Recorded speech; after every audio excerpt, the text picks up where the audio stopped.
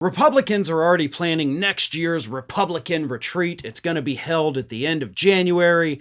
And, that's less than a month after they all get sworn in for their new jobs. But they're going to take a break, right? A month's worth of work is a lot. So they're already like, we got to take a vacation for work we haven't even done yet. But this vacation, this little retreat, where they're supposed to regroup, come up with policies and all kinds of things to hurt the country, it's not going to be held at your local Hilton. It's not even going to be held right there in D.C. No, they have decided, just like they did in the year 2018, to hold it at Donald Trump's golf resort, Doral, in South Florida. Which, of course, means that they chose this location so that they can funnel money directly back in to Donald Trump's pockets, just like they did when he was president the first time, just like they did over the last 4 years while they were still trying to curry favor with him. And by God, they're going to do it again. Here's the thing. In 2018, they held a retreat at Doral, just like the one they're going to do in January. That brought in $630,000 in revenue for Trump's company, according to a review of financial records by the Washington Post. In 2019, the Republican National Committee held its winter meetings at Doral, and according to an analysis of campaign finance disclosures by Crew, the RNC and 13 state Republican committees involved spent over $500,000 on the event. So every time Republicans go and hold an event at Doral, it's costing them at least $500,000. And that money, the gross profits off of that go into Donald Trump's pockets. That's what this is about. That's why they picked this location. I don't even think that's a secret. I probably didn't even need to say it because everybody knows why they're doing this. But let me bring up a point. And this is a point that I made constantly during Trump's first 4 years in office over at Ring of Fire. In the 1970s, when Jimmy Carter came into the White House, do you know what they made him do?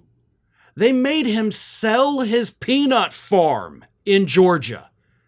Because by God, we don't want the president of the United States cashing in on being the president of the United States. And if you're also president and running a peanut farm, then, people could go and buy peanuts to curry favor from you. So Jimmy Carter, being a good human being, sold his peanut farm. He's like, listen, look, I don't want any conflicts of interest. You guys tell me I need to do this. Fine. Goodbye, peanut farm. Fast forward 50 years, right? This is where we are. Donald Trump owns these massive businesses across the globe now. He's got a new one opening up, by the way, in Saudi Arabia.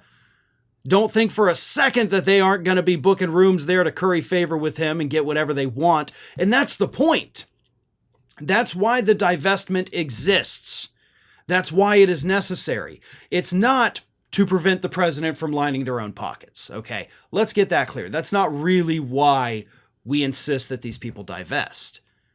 That's a benefit of it, sure. The reason we do it is because if the president of the United States has a business where they are still getting the money while they're president, it is so easy for foreign adversaries or special interest groups right here in our own country to pay them off. That's the point of it. And again, we saw this during the first Trump administration. Saudi Arabia booked blocks of rooms paid in advance at Donald Trump's then hotel and resort in D.C. And then they never showed up and used the rooms. They paid for them, sure, but they never used the rooms. This was a deal for Saudi Arabia to just literally give money to Donald Trump without, of course, breaking any laws. That's why we insist that they divest. And of course, Donald Trump is not going to do that. Over the last few years, conservative groups, even foreign officials, while Trump was not president, have been funneling money to him through his resorts and properties. And it happened to the tune of about $8 million while he was president.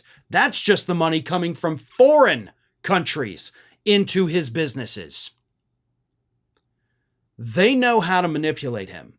They know how we can get whatever we want. All we have to do is stay at his hotel for a couple days, and then he'll sell us $10 billion worth of weapons.